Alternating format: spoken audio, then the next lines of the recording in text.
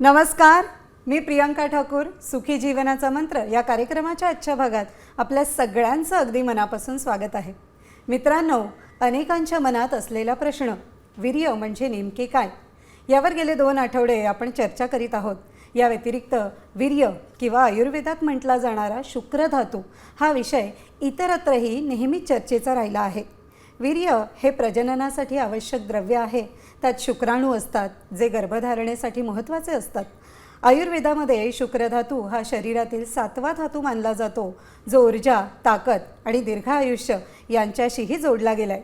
याचे आणखी काय फायदे आहेत त्याबद्दल आपण आजच्या भागामध्ये चर्चा करणार आहोत. याविषयी योग्य आणि अचूक मार्गदर्शन करण्यासाठी आपल्यासोबत तज्ज्ञ आणि नामांकित डॉक्टर विजय दहिफळे उपस्थित झालेले आहेत. त्यांच्याविषयी जाणून घेणार आहोत एका व्हिडिओच्या माध्यमातून.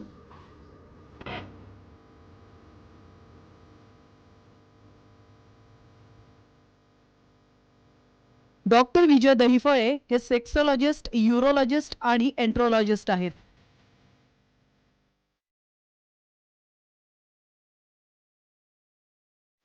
डॉक्टर दहिफळे यांचं क्लिनिक औरंगाबाद, हैदराबाद, दिल्ली, पुणे, नवी मुंबईतील नेरूळ, दादर, अंधेरी, कल्याण, नाशिक, अहमदाबाद आणि दुबईत देखील आहे.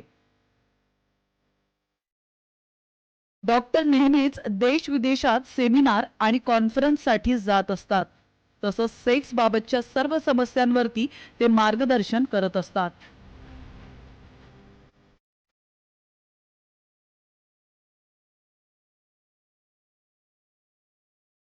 डॉक्टर, साम टीव्हीच्या स्टुडिओत आपलं मनापासून स्वागत आहे.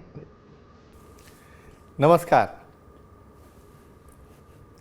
कार्यक्रमाच्या सुरुवातीला जाणून घेणार आहोत एका सत्य प्रसंगाबद्दल. सरांच्या पुणे सेंटरवरील हा प्रसंग आहे. पुणे ओपीडीमध्ये 44 वर्षीय एक युवक सरांना भेटण्यासाठी आले.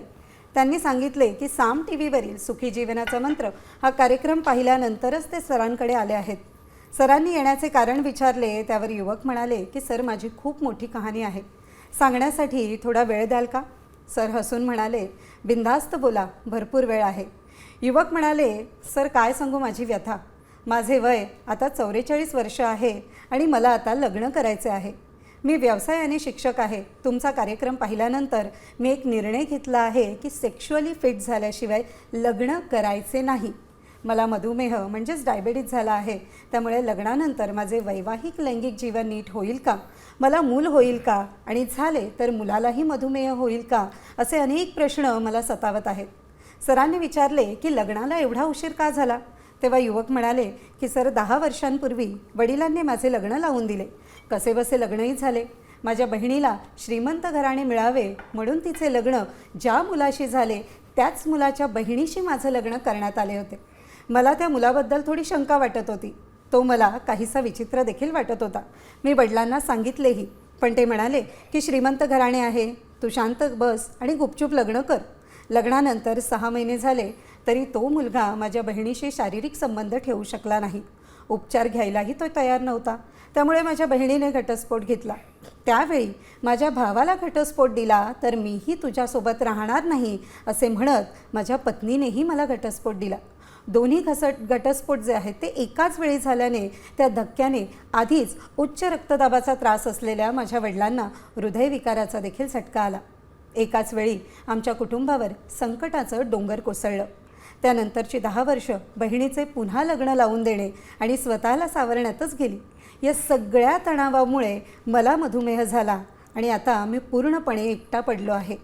माझी काळजी घेणारे, वेळेवर खायला प्यायला देणारे आणि आयुष्याची साथ देणारे कुणीतरी असावे म्हणून आता लग्न करायचे आहे. पण मधुमेहामुळे मला खूप लैंगिक कमजोरी आली आहे. शिवाय या 10 वर्षात मला हस्तमैथुनाची देखील सवय लागली आहे. म्हणूनच मला भीती वाटते की मी जर सेक्शुअली फिट नसेन आणि माझ्या पत्नीला सुखी व समाधानी ठेवू शकलो नाही तर, आणि त्यामुळे तिनेही मला घटस्फोट दिला तर. म्हणून मी ठरवले आहे की तुमची भेट घेऊनच उपचार केल्याशिवाय लग्न करायचेच नाही. सर, हात जोडून विनंती करतो, काहीही करा, पण मला या परिस्थितीतून बाहेर काढा. नाहीतर माझे काही खरे नाही. असे जीवन जगण्यामध्ये काही अर्थच उरणार नाही. सरांनी त्या युवकाला धीर दिला आणि त्यांना पूर्णपणे या समस्येतून तुम्ही बाहेर याल किंवा आम्ही तुम्हाला बाहेर काढू असा विश्वास दिला. त्यामुळे युवक अगदी रिलॅक्स झाले. सरांनी त्यांच्यावर 3 महिन्यांचे औषधोपचार सुरू केलेले आहेत. गरज पडल्यास P shot therapy, vacuum therapy, shockwave therapy, हायफेम थेरपी किंवा पेनाइल इम्प्लांट सर्जरी यांसारखे आधुनिक उपचारही उपलब्ध असल्याचे सरांनी सांगितले. युवकांनी सरांचे मनापासून आभार मानले आणि ते म्हणाले की सर, तुम्ही आणि साम टीव्हीवरील सुखी जीवनाचा मंत्र हा कार्यक्रम नसता तर आम्ही तुमच्यापर्यंत कधीच पोचू शकलो नसतो आणि आमच्या आयुष्यामध्ये आणखी भयंकर परिस्थिती निर्माण झाली असती, असे म्हणत त्यांनी या ठिकाणी समाधान व्यक्त केले. वैद्यकीय भाषेमध्ये या समस्येला post diabetes male sexual dysfunction असं म्हटलं जातं. सर, काय सांगाल? खरं तर परिस्थिती जी आपण म्हटली अतिशय बेताची, त्यामुळे कसे बसे लग्न झाले आणि बहिणीचं लग्न वाचवण्यासाठी त्यांनी स्वतः लग्न केलं आणि आता मात्र 10 वर्ष झाली तरी सुद्धा ते अवैवाहिक. आणि अतिशय महत्त्वाचा टॉपिक तुम्ही काय दिला? Post diabetic sexual dysfunction. बरोबर. पण त्याच्या अगोदरची स्टोरी काय पाहिली? लग्नाची व्याख्या काय? म्हणजे मी म्हणतो ना, आता लग्नाची आचारसंहिता बदलायची वेळ आलेली आहे. नक्कीच. कारण या ठिकाणी तिचं काय आलं? श्रीमंत आहे म्हणून. श्रीमंतनी कोणी खुश राहतं? तो एक भाग आहे, लागतो. दुसरं आणखी एक मराठीत एक म्हण आहे बघा, साठे लोटे. म्हणजे त्यांची बहीण मला द्या आणि माझी बहीण तुम्हाला द्या. विचार करा, अशा कंडिशनमध्ये ह्या दोघांमध्ये बिनसल्यामुळे जे चांगल्या 2 फॅमिली होत्या त्या देखील डिस्ट्रॅक्ट झाल्या. सांगूया आपण. सर्वप्रथम आपल्या जगभरातील साम टीव्हीच्या या सुखी जीवनाच्या मंत्राच्या या लाईव्ह भागामध्ये तुमचं सर्वांचं अगदी मनापासून अभिनंदन, कौतुक आणि स्वागत. पाहिलं त्या ठिकाणी विदारक परिस्थिती कशी झालेली आहे. तुम्हाला बऱ्याचदा तुमचा पार्टनर कशासाठी पाहिजे की मला देखभाल करण्यासाठी, मला सांभाळण्यासाठी, मला खाऊपिऊ घालण्यासाठी. अशा डेफिनेशन ज्या आहेत ना, अशा नसतात. एक 2 मनांचं मिलन होऊन त्या ठिकाणी एक प्रकारचा नवीन जीव, नवीन सृष्टी करण्यासाठी तुमची ही लग्न ही प्रोसिजर बनलेली आहे, ज्यामध्ये एकमेकाच्या संमतीने त्या ठिकाणी तुमचं मिलन केलं जातं आणि त्यातनं सुखी संसार जगला जातो.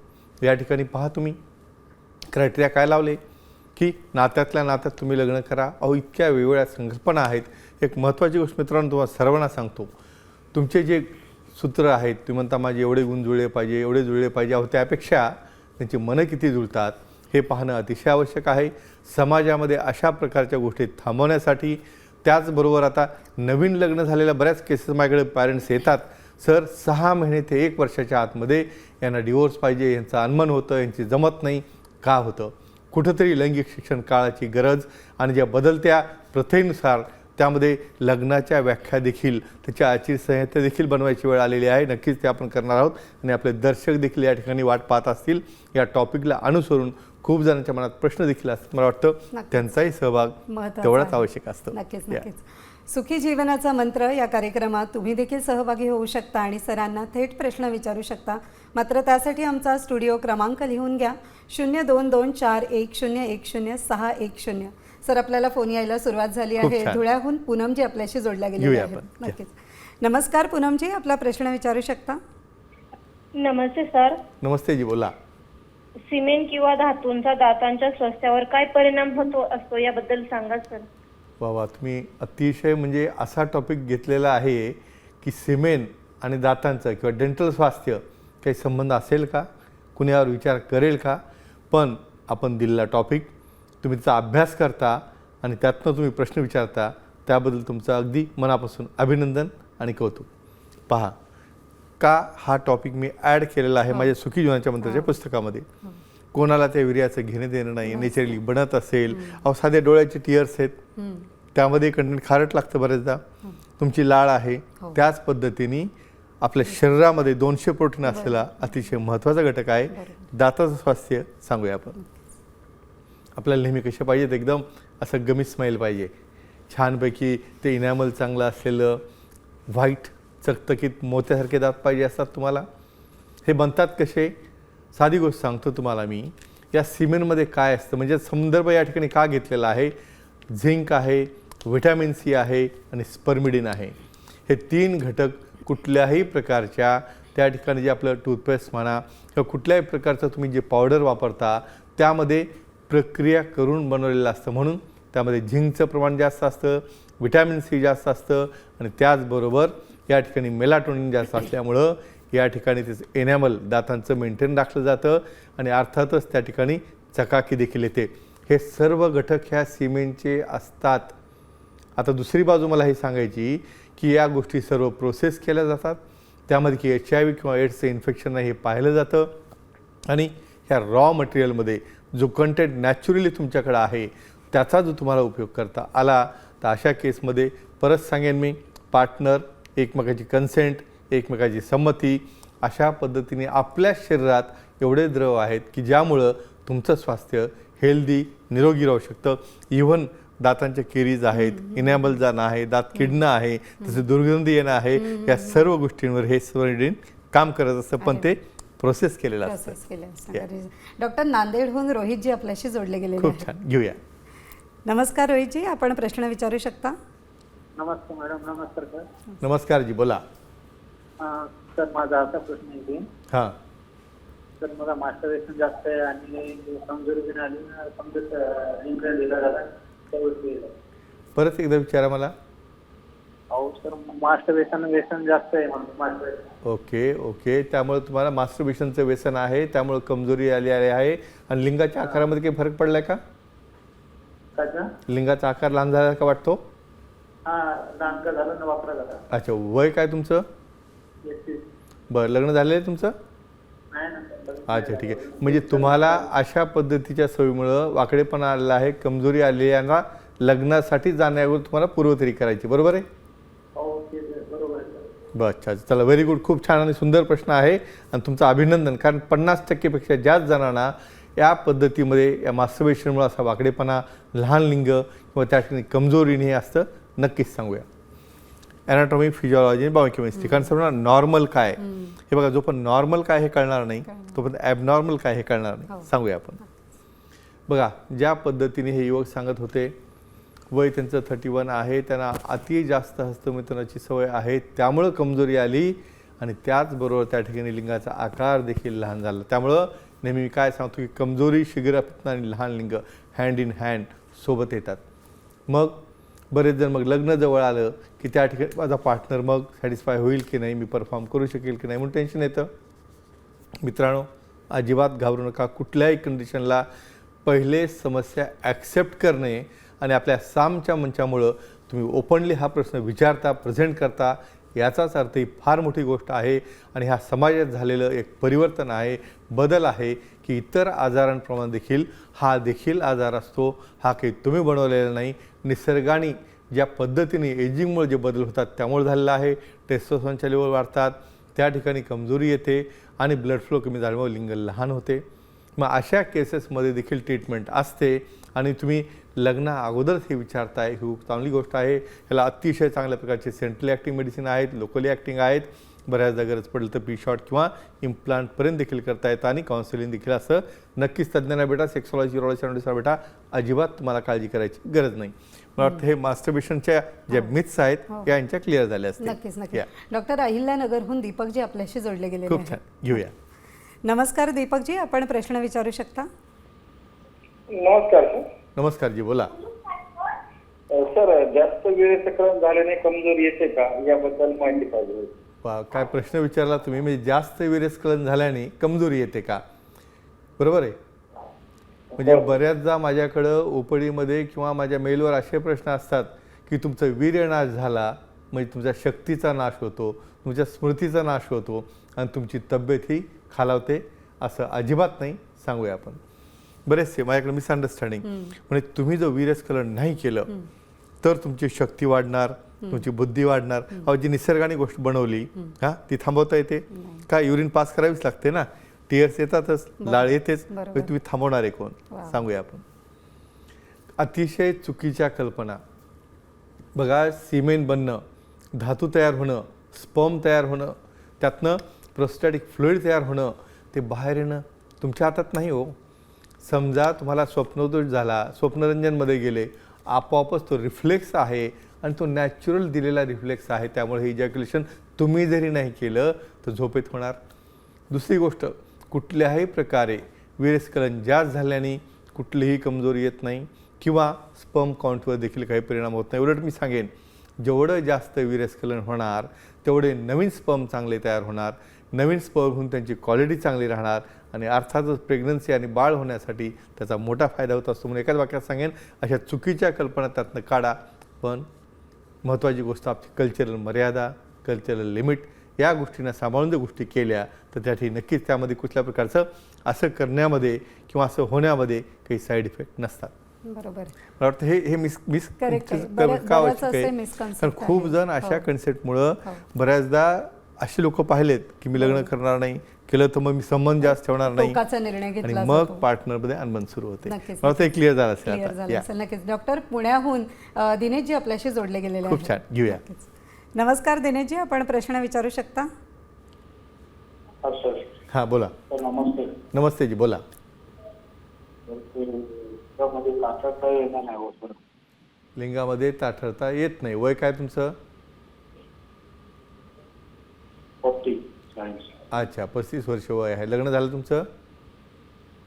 नाही अजून. नाही झालं. काही डायबिटीज, ब्लड प्रेशर किंवा काही व्यसन वगैरे आहे तुम्हाला? बरं, म्हणजे तुम्हाला लिंगामध्ये ताठरता कमी येते, वय 35 वर्ष आहे, ह्याचं कारण काय असेल आणि याला ट्रीटमेंट काय असेल हे विचारायचं असेल तुम्हाला, बरोबर आहे? हो. चला नक्कीच सांगूया तुम्हाला. सर्वांच्या मनातला प्रश्न तुम्ही विचारला आहे, सांगूया आपण. एक सायंटिफिक स्टडी झालेली आहे की बऱ्याचदा कुठले कुठले कॉजेस असतात. सायकोजेनिक आहेत, न्यूरोजेनिक आहेत, वॉस्कुलजेनिक आहेत, कार्पोरल आहेत. मग हे कारणं कशी तयार होतात आणि कशी कमजोरी येते सांगूया आपण. साधं तुमचं मानसिक स्वास्थ्य जरी बरोबर नसेल ना, बऱ्याचदा माझ्याकडे सर सांगतात, सर असं होतं म्हणे, ऑफिसमध्ये गेलं की घरची आठवण येते आणि घरी आलं की ऑफिसची आठवण येते. आता काय येते ते माहीत नाही, पण अशा केसेसमध्ये तुम्ही कन्फ्युजनमध्ये जाता. कन्फ्युजनमध्ये गेल्यानंतर होतं काय, साधी क्रिया करताना मोबाईल जरी वाजला ना किंवा साधं तुमचा दरवाजा ठकठक जरी झाला ना, तुमचं थिंकिंग प्रोसेस डिस्ट्रॅक्ट झालं, इमिडिएट त्याच मोमेंटला तुमच्या लिंगाकडे गेलेला प्रवाह हा रिव्हर्स येतो आणि तुमचा परफॉर्मन्स जातो. मग हा आजार झाला का नाही? नॉर्मल व्यक्तीसुद्धा 10 वेळा प्रयत्न केल्यानंतर 3 ते 4 वेळा हा परफॉर्म करू शकत नाहीत. मग त्याला डिस्फंक्शन म्हणायचं का नाही? आपलं सराउंडिंग, आपल्या पार्टनरसोबत असलेलं रिलेशनशिप, त्याच्या आवडीनिवडी, त्याच्यासोबत तुम्ही समरस आहात का किंवा त्यांच्या मनासारखं तुम्ही काही करता का, ह्या गोष्टी फार महत्त्वाच्या आहेत. हा सायकॉलॉजिकल भाग संपल्यानंतर मग येतो पॅथॉलॉजिकल सप्लाय होणारा भाग, ज्यामध्ये लिंगाकडे फ्लो चांगला जातो का, टेस्टोस्टेरॉन चांगला आहे का, तुमची हायजीन चांगली आहे का, तुम्हाला डायबिटीज, BP किंवा ओबेसिटी आहे का, ह्या गोष्टी पाहिल्या जातात. बरं, तुम्ही स्ट्रेस, अँझायटी, डायबिटीज, सराउंडिंग हे बदलू शकत नाहीत. म्हणून रेग्युलर व्यवस्थित एक्झरसाईज, योगा, प्राणायाम, सकस आहार हे जर मेंटेन ठेवलं तर नक्कीच तुम्हाला याचा काही त्रास होत नसतो. आता या केसमध्ये वय जसं वाढत जातं तसं टेस्टोस्टेरॉनच्या मात्रा कमी होतात आणि म्हणून आता काय झालेलं आहे माहिती का, पहिली लग्न ही 22 ते 25मध्ये व्हायची. आता मुलांमध्ये गेले ते 30च्या वर 35कडं आणि मुलींमध्ये गेले ते 30 क्रॉस झाल्यानंतर विचार करते ओव्ह्युलेशन कधी सुरू झालं, ओव्ह्युलेशन संपायच्या वेळेला लग्नाची वेळ येते आणि ह्यांचे अर्धे स्पर्म डाऊन झालेले असतात स्मोकिंग, ड्रिंकिंग, अल्कोहोल किंवा इरेग्युलर एक्झरसाईज असल्यामुळं. मित्रांनो, घाबरू नका, काही आपल्याला बंद करता येत नसतं, पण समतोल ठेवा, मेंटेन ठेवा. तज्ज्ञांना भेटा, सेक्सॉलॉजी, युरॉलॉजी, अँड्रॉलॉजीना भेटा. प्रत्येकामध्ये वय जसं वाढतं, ज्यामध्ये चष्मा लागतो, केस पांढरे होतात, टक्कल पडतं, हातात काठी येते, त्याप्रमाणे तुमचे हार्मोन कमी होतात, तुमची ताठरता किंवा क्रयशीलता कमी होते. त्याला घाबरू नका आणि लाजू नका, महत्त्वाचं. आणि हा कमीपणा अजिबात नसतो. म्हणून अतिशय चांगल्या ट्रीटमेंट्स आहेत. तुमचं मेमरी, तुमचं ब्रेन, तुमचं प्रतिकारशक्ती, तुमचं स्वास्थ्य, तुमची पर्सनॅलिटी हे जर मेंटेन राहायचं असेल तर तुम्हाला तुमचं लैंगिक स्वास्थ्य अतिशय चांगलं असणं महत्त्वाचं आहे. म्हणूनच मी उदाहरण काय देतो, त्यामध्ये सेक्स करा किंवा न करा, ताठरता का आवश्यक आहे. जर लहान मुलांमध्ये पहाटेच्या वेळात तुम्हाला इरेक्शन दिसतं, त्याच पद्धतीने शेवटपर्यंत इरेक्शन जर मेंटेन राहिलं मेलमध्ये, तर मला वाटतं 100 वर्ष जगायला कोणाला अडचण येणार नाही. वाटतं सगळे खुश झाले असतील आता. म्हणजे तुम्ही आजारी पडायला बनलेलेच नाहीत, पण ते ॲक्सेप्ट करणं आणि त्या वेळेला जे मेंटेनन्स लागतं ते करणं आवश्यक असतं. नक्कीच नक्कीच. डॉक्टर, जसं आपण म्हणालात की चुकीच्या सवयींमुळे तुमचे हार्मोनल जे आहेत ते इम्बॅलन्स होत असतात आणि त्यामुळे उपचार म्हणून आपण वेगवेगळ्या पद्धतींचा अवलंब करतो. त्यातीलच पेनाइल इम्प्लांट सर्जरी ही नेमकी काय आहे आणि त्यामुळे लैंगिक कमजोरी दूर होते का? म्हणजे मी तर सांगेन, जवळपास सर्वांना हे इम्प्लांट म्हणजे काय, म्हणजे बरेचदा काय असतं कौतुकाने किंवा जोक्स म्हणून विचार, सर हे आणतात कुठून, म्हणजे एवढे प्रश्न असतात. सांगूया आपण, ते क्लिअर करूया आपण. पेनाईल इम्प्लांट, बस सर्वांना पेनाईल इम्प्लांट म्हटलं की इतकी उत्सुकता असते, ती दिसतं कसं, काम कसं करतं. मित्रांनो, सहसा प्रथमच सुरुवातीच्या स्टेजमध्ये पेनाईल इम्प्लांटसाठी अजिबात जायचं नसतं. जोपर्यंत तुम्ही हे सगळे कॉजेस बाजूला करणार नाही ना, सायकोजेनिक आहे, न्यूरोजेनिक आहे, वॉस्कोजेनिक आहे, मेडिसिन देऊन झाले, पी शॉट झाले, ईडी थेरपी झाली जी आपल्या दादरला अवेलेबल असते, हायफेम थेरपी झाली, एवढं होऊन देखील जर त्या ठिकाणी कठोरता अजिबात येत नसेल, पार्टनर डिस्ट्रॅक्टेड असेल, तुम्ही डिस्ट्रॅक्टेड असाल, तर सिलिकॉनचे बनवलेले हे इम्प्लांट्स असतात. सेमी रिजिड आहेत, रिजिड आहेत, इन्फ्लेटेबल आहेत, 2 पीस आहेत, 3 पीस आहेत, असे वेगवेगळे इम्प्लांट असतात. पण सेक्सॉलॉजी, सिरोलॉजी, अँड्रॉलॉजी त्याला डिसाईड करतात. डायरेक्टली आल्याबरोबर समजा पेशंटच बोलला की मला इम्प्लांट करा, त्यांना माहीत नसतं की त्यातलं नुसतं इम्प्लांट टाकून त्याला उभं करून आनंद मिळत नसतो. त्याच्या मागच्या साईडला जी सिस्टीम आहे, तुमचं सॉफ्टवेअर आहे, हार्मोन्स आहेत, त्या ठिकाणी त्यांच्यामध्ये लिबिडो आहे, इच्छाशक्ती आहे, सिमेन तयार होणं आहे, इजॅक्युलेशन आहे, या सर्व गोष्टींवर अभ्यास करावा लागतो. लहान असलेल्या लिंगामध्ये इम्प्लांट टाकणं सोपं नसतं. त्यासाठी हार्मोन थेरपी आहे, पी शॉट थेरपी आहे, हायपेन थेरपी किंवा ईडी थेरपी देऊन यानंतर जरी त्या ठिकाणी समजा कठोरता येत नसेल तर अशा केसमध्ये पेनाईल इम्प्लांट हा एक रामबाण उपाय आहे. पण जेव्हा लागेल, गरज पडेल आणि सर्व ट्रीटमेंटच्या शेवटी ते केलं जातं, कारण बऱ्याच जणांच्या मिसकन्सेप्शन असतात आणि मग ते केल्यानंतर बऱ्याचदा काही अडचणी देखील येऊ शकतात. म्हणून सेक्सॉलॉजी, सिरोलॉजी भेटायचं, त्यांच्या सल्ल्यानेच ते करायचं असतं. म्हणजे एखादा पेशंट असा येतो की डायरेक्ट माझं इम्प्लांट करून टाका, इव्हन पार्टनरलाही सांगू नका, ही गोष्ट अजिबात करायची नसते. अक्षरशः न सांगता सर्जरी जर केली आणि घरी जर नंतर कळली ना, ज्या कारणासाठी केलं तो पार्टनर देऊ शकतो. म्हणून पेनाईल इम्प्लांट हे एक रामबाण उपाय आहे, कुठल्याही ट्रीटमेंट काम झाल्या नाही तर. अरे वा, नक्कीच. डॉक्टर, यानंतर आपण आलो आहोत कार्यक्रमाच्या महत्त्वाच्या भागात, ते म्हणजे भाग्यवान विजेता. नक्कीच डिक्लेअर करूया, सर्वजण वाट पाहत असतील. आपले मागच्या वेळेसचे विजेते ज्ञानवाद साठे लातूरचे या ठिकाणी आपल्या सेंटरला आले, त्यांनी प्रोटीन घेतलं, गिफ्ट घेतलं, आपल्या मित्रांसाठी देखील पुस्तक घेऊन गेले, अतिशय आनंदित झाले ते. आणि मित्रांनो, अशाच प्रकारे तुम्हाला देखील बक्षीस जिंकायचं असेल, तुम्हाला पुस्तक पाहिजे असेल तर मला वाटतं प्रियंकाजी तुमच्या हातात आहे लकी ड्रॉ. म्हणजे तुम्ही लकी ड्रॉ काढला तरच त्यांचा नंबर येणार. अरे वा, आता हे मिक्स केल्यामुळे सगळेजण खुश. मला सांगता स्पेशली मॅडमला सांगा म्हणे तुम्ही डायरेक्टली एकदम चिठ्ठी घेत जाऊ नका. खूप छान. बघूया आता आपण कुठे गेलो. आपण नेरूळमध्येच आहोत, मुंबई. नीरज सोमवंशी आणि कुठल्या प्रश्नाला उत्तर दिलं, हायफेम थेरपी काय असते, हाय फ्रिक्वेन्सिटी, हाय इंटेन्सिटी, त्या ठिकाणी जे वेव्ज असतात त्या हाय फ्रिक्वेन्सी वेव्जमुळं ज्या वेळेला ते शॉक्स दिले जातात, व्हायब्रेशन दिले जातात, त्यावेळेला शरीराकडे जाणारा फ्लो, अवयवाकडे जाणारा फ्लो, त्या ठिकाणी स्टिम्युलेशनमुळं त्या ठिकाणी लिंगामध्ये वाढलेला आणि त्याच्या आजूबाजूचा नर्व सप्लाय असे इफेक्ट देणारी हायफेम थेरपी ही अतिशय हाय टेक्नॉलॉजी आहे, ज्यामध्ये आपल्या दादरच्या HM देवळे हॉस्पिटल येथे अतिशय चांगल्या पद्धतीने ती उपलब्ध आहे. आणि 3 ते 4 सिटिंग घेतल्यानंतर यामध्ये जो फ्लो अगोदर बंद असतो, ज्या मेडिसिन अगोदर काम करत नाहीत, ते सर्व काम करायला लागतात. अतिशय छान आणि सुंदर उत्तर. आणि अशाच पद्धतीने तुम्हाला देखील सहभागी व्हायचं असेल तर प्रश्न विचारायला लागेल, पेनाईल इम्प्लांट काय असतात आणि त्यांनी कमजोरी जाते का? मित्रांनो, ते उत्तर तुम्हाला द्यायचं आहे त्या गुरुवारपर्यंत. फोन लावा, टेक्स्ट करा, मेसेज करा किंवा आमच्या टीमला देखील फोन करून सांगू शकता. आणि परत आमची या आठवड्याची इव्हेंट, या इव्हेंटमध्ये ज्या ज्या व्यक्ती भेटल्या, ज्यांच्याकडे आपण व्हिजिट केली, या सर्व गोष्टीचा गोषवारा घेतला जातो. नुकतंच कालच आमचे माजी केंद्रीय राज्यमंत्री भागवतजी कराड यांचा बर्थडे साजरा करण्यात आला. त्याबद्दल त्यांचं अभिष्टचिंतन करण्यात आलं. त्यानिमित्तानं छत्रपती संभाजीनगर येथे सर्व लोकांचं मिलन, सर्वांनी त्यांना डेफिनेटली आशीर्वाद दिले, शुभेच्छा दिल्या, जेणेकरून की फ्युचरमध्ये, भविष्यामध्ये आणखी काही अतिशय चांगल्या प्रकारच्या गोष्टी जे त्यांनी प्लॅन केलेल्या आहेत पूर्ण आपल्या महाराष्ट्रासाठी, नक्कीच त्या होतील. सर्व आलेले BJPचे कार्यकर्ते आहेत, त्याचबरोबर त्या ठिकाणी सर्व उत्साही असलेली मंडळी आहे, या सर्वांनी शुभेच्छा दिला. आणि आणखी महत्त्वाची इव्हेंट या ठिकाणी पाहताय, येत्या 26 तारखेला या ठिकाणी कँगन इनॅजिक इंडिया याची अतिशय मोठी महत्त्वाची इव्हेंट त्या ठिकाणी घेतली जात आहे.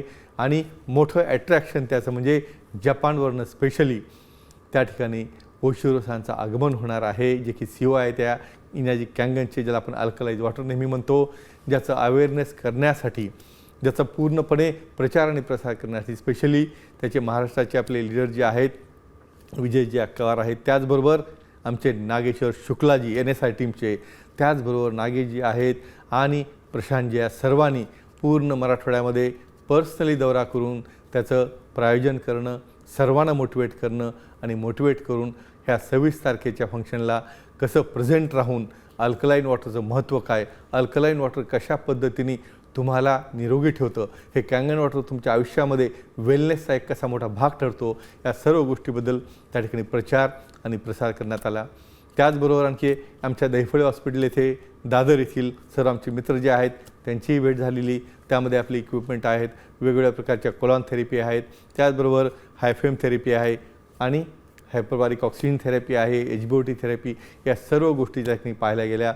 आणि नुकतंच नाशिक इगतपुरी येथे आमचे परममित्र जिजारामजी फड यांच्या सिटीला भेट देण्यात आली आणि स्पेशली या ठिकाणी जी सिटी होती फॉक्स सिटी, अतिशय चांगल्या पद्धतीने राजयोग या ठिकाणी आम्ही गप्पा गोष्टी केल्या आणि निसर्गाचा आस्वाद देखील घेतला. आणि सुखी जीवनाचा मंत्र ते स्वतःहून पाहतात आणि त्याचबरोबर आपले जेवढे मित्र आहेत त्यांना ते शेअर करतात, लाईव्हमध्ये दाखवतात आणि खरंच याबद्दल त्यांचं मी अगदी मनापासून अभिनंदन करतो. आणि अशा प्रकारे हा साजरा झालेला आमचा आठवडा अतिशय चांगल्या पद्धतीने साजरा करण्यात आला. बाकी प्रियंकाजी तुम्ही सांगू शकता. नक्कीच. आजच्या आपण भागामध्ये वीर्य म्हणजे काय हे हो, पाहिलंच, नक्कीच. पण लोकांचे जे गैरसमज आहेत त्यावर देखील आपण उत्तरं दिली, हे महत्त्वाचं. म्हणून त्यांचा सहभाग हा अतिशय महत्त्वाचं मोलाचा असतं. असतो. नक्कीच. या. सुखी जीवनाचा मंत्र या विशेष कार्यक्रमात आता वेळ झाली आहे इथेच थांबण्याची. मात्र त्यापूर्वी सर आपण वेळात वेळ काढून उपस्थित झालात, आमच्या प्रेक्षकांच्या प्रश्नांना उत्तरं दिली, त्याबद्दल आपले मनापासून आभार. मनापासून धन्यवाद. पुन्हा भेटूया नव्या विषयासह. तोपर्यंत शुभरात्री.